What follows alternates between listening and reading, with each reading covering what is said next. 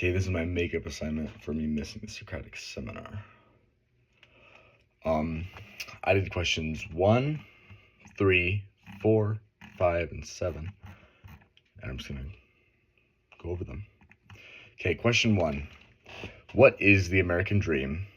How does Gatsby represent this dream? Does the novel praise or condemn Gatsby's dream? And has the American dream changed since Gatsby's time? And so my thoughts on it were that the American dream is the notion that anyone can rise from humble beginnings and build the life they desire. Gatsby is the perfect example of someone who's trying to do that. We don't know this initially, but when we're told about him starting with nothing and then growing into the man he is today, where he has all this money and throws these extravagant parties, he is like the definition of the American dream. The novel sort of condemns the American dream because it shows how beautiful it is, like with Gatsby, and how it's like how this is what we want America to be, where someone can come in with nothing and then end up with everything. But it condemns it sort of because it shows that it's not really possible. I think Gatsby dying before he gets everything he desires, I think it's a symbol of how flawed the American dream is and how it doesn't really work. And how no matter how hard you try, there's always going to be someone with a leg up on you. And it's the difference between old money and new money. It's this old money stronger than new money because it's been there forever and they have those connections. And so I don't know, I think that part definitely condemns the American dream. And has the American dream changed since Gatsby's time? I think it definitely has in some ways. In some ways it's changed, in some ways it hasn't. So when we think of the American dream, we think of someone like, I think of Scrooge McDuck, where he came to America with a lucky number one dime, and he builds a fortune and becomes the richest duck in the world. And that's how I think typically it's portrayed. But nowadays, it's more of, I think the most common way that people, I think, get everything from nothing is through like crypto and stock trading and just pure luck. And it's less off of like the ground on your boots and all your own hard work, and it's more about pure luck. And so I do think the American dream has changed since Gatsby's time, because nowadays it's less, the American dream is less come to America, there's opportunity, there's land where you can make a living for yourself, and it's more, I feel like it's more come to America because it's better than a lot of other options. No, that's my thoughts on question 1. Okay, question 3.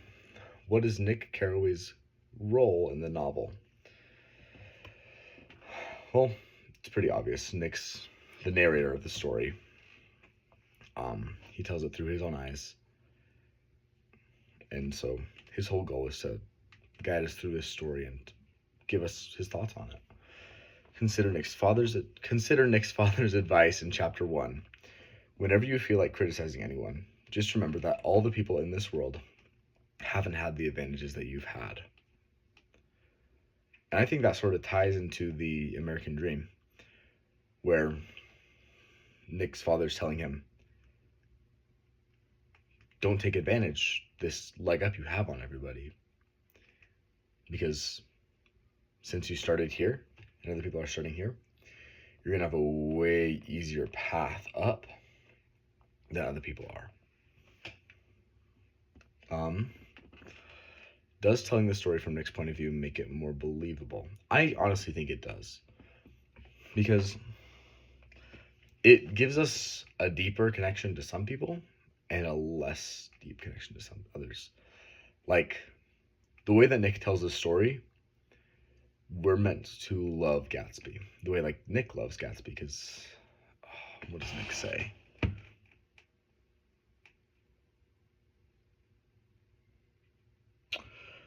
I don't have the exact quote here. he says something about how in the movie, this is in the movie, he says something about how one of the best people he ever knew was Gatsby. And I think we as people have that same bias where we like some people more, we like other people less. Like, I have that same bias. And so having Nick tell the story, it adds in that bias into the narration. It makes the story just that much more believable. Okay. What part of his past is Gatsby trying to recapture, and is he successful? Okay.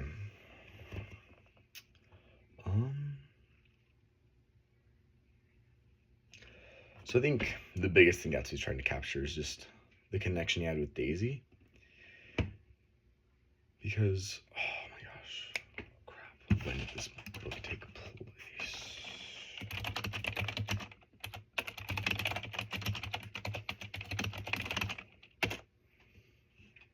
1922.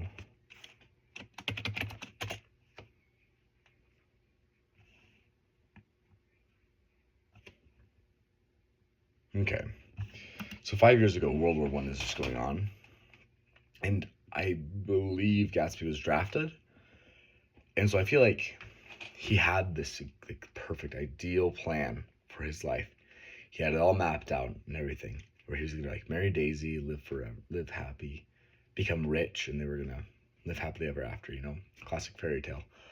But then, due to the war, he had to go leave and serve. And so that sort of put a wrench in his plans. And then when he comes back, Daisy's gone. And so he's like, so much of this book is him struggling and trying his hardest to recapture that plan and like regain control over his own life. And he's successful for a little bit. He almost has it where Daisy's going to leave Tom, stay with him forever, and they're just going to live happily ever after. And I think in Gatsby's mind, he was convinced that that's exactly what was going to happen. But then when Daisy is sort of overwhelmed by everything that's happening, and Gatsby trying to convince Daisy to tell Tom she never loved him, I think that's when all of his plans like fell through. And you see just how like unstable the whole thing was in the first place. And I think that's shown through how unstable Gatsby is. You know, he threw like a temper tantrum there in that scene. And I think it just shows how he's just reaching for this past that he used to have, but that he doesn't own anymore. And so he's like trying to piece everything back together, but not everything fits.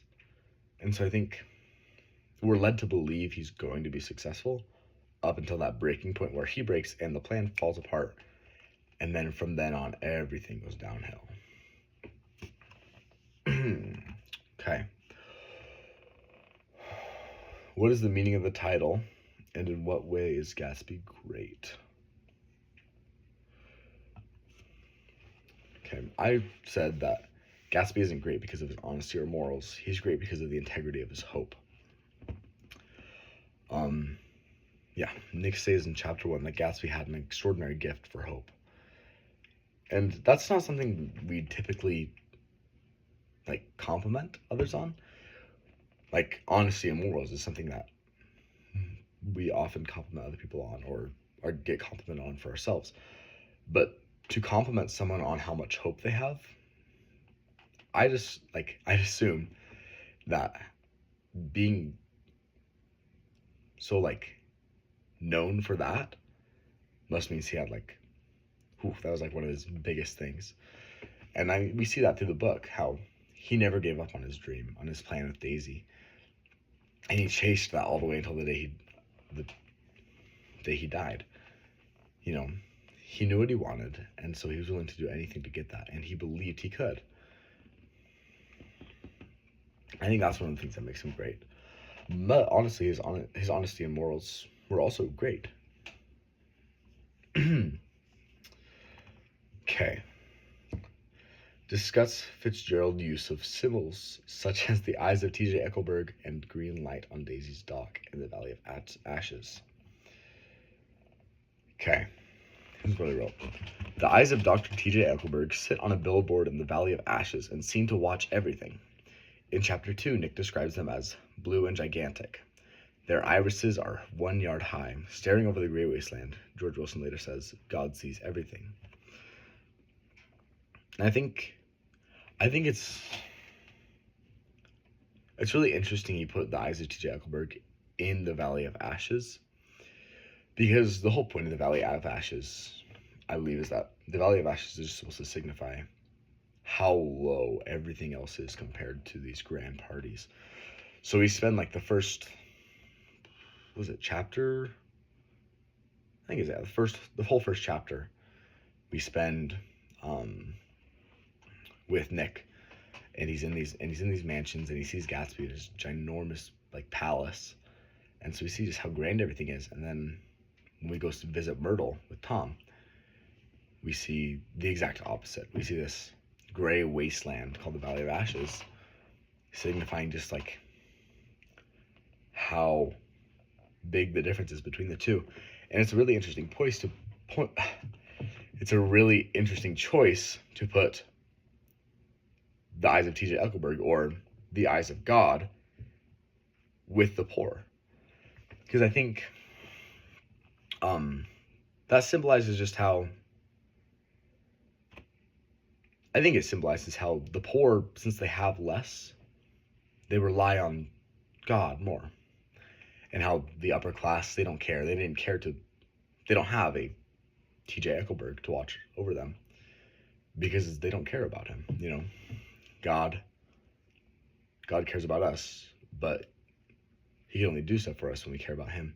And these lower class people, since they don't have as much, they care more for God.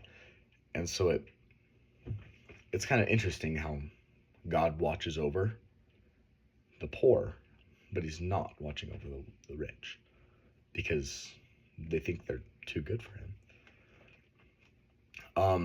The green light on Daisy's dock.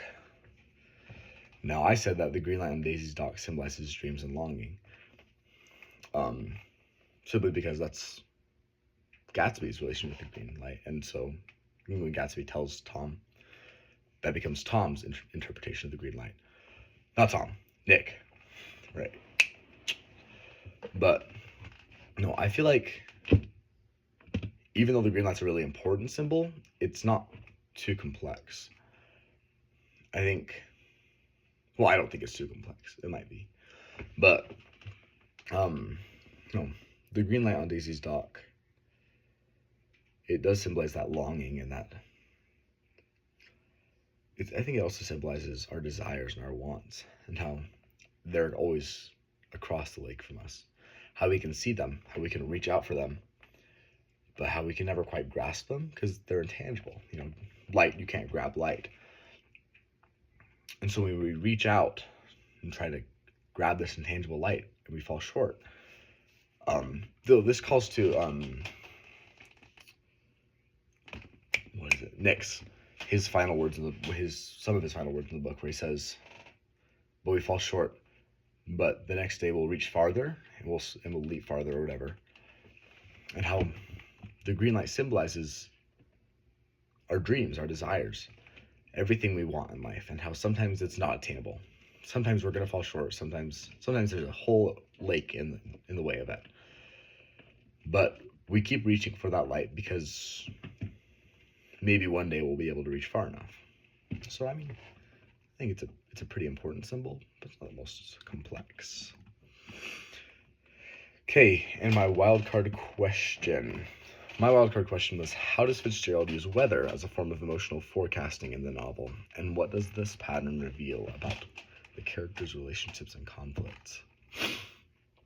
And I wrote, Fitzgerald uses weather almost like a silent narrator, reflecting what the characters are feeling but won't say out loud.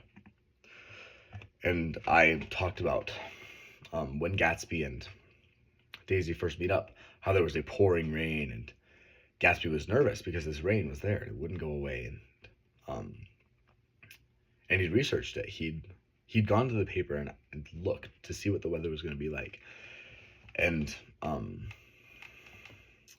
I think another time I talked about how I think Gatsby's obsession with the weather was just a symbol of his trying to regain control of that dream. But no, I think the rain in this instance, what the rain itself symbolizes is it's like the awkwardness of this interaction and how it's sort of like a maybe renewal. Because I mean, rainbows, I think, come after rain, and they're a symbol of new beginnings. You know, the rain came, beat down everything, but there's new beginnings coming, and there's a rainbow. And so when this meeting with Gatsby and Daisy started, it was raining, but by the end, the sun was out, and the world was brighter. And I mean, I can only assume there's a rainbow, but rain ending and rainbows, I think, are similar, where it's this downpour and this awkwardness, this tension, which then resolves into a nice, beautiful sunny day. Another time that he uses weather to symbolize tension is chapter 7, when like everything goes down. He, like, from the very beginning, describes it as certainly the warmest day of the summer on page 98. This heat becomes a symbol of like pressure and like building tension, which then eventually explodes in the hotel room scene. And Gatsby's funeral.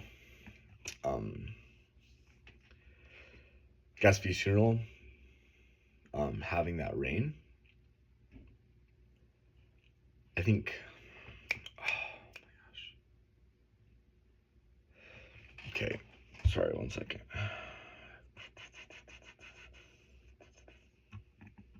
Oh, I didn't tell him about that. Oh, I talked about the day Gatsby died. Right. I said, finally, Gatsby's death is paired with a fall-like chill, reflecting the story's impending conclusion. Right. Yeah, because Nick, in the beginning of chapter 8, describes the morning as raw and cold, which gives the whole scene a sort of it's melancholy. Because, I mean, when you walk outside in, like, the summer versus the fall, you see how everything's so muted in the fall and so bright in the summer. And so him describing as a fall, like, chilly atmosphere sort of takes some of that color from it in our like imagination.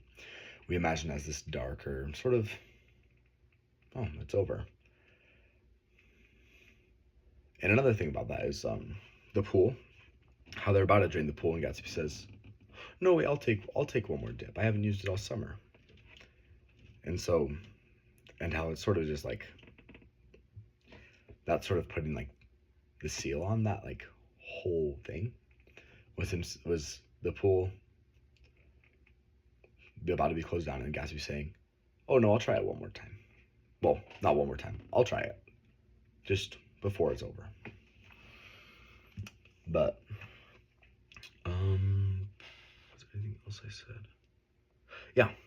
So just to conclude that, just rain brings renewal and second chances. Heat brings conflict, and cold brings I said the truth settling in, but it's more of just cold brings in the end of something, and which will eventually lead into the beginning of another. Okay, that was all my questions. Thank you, Miss Buckley.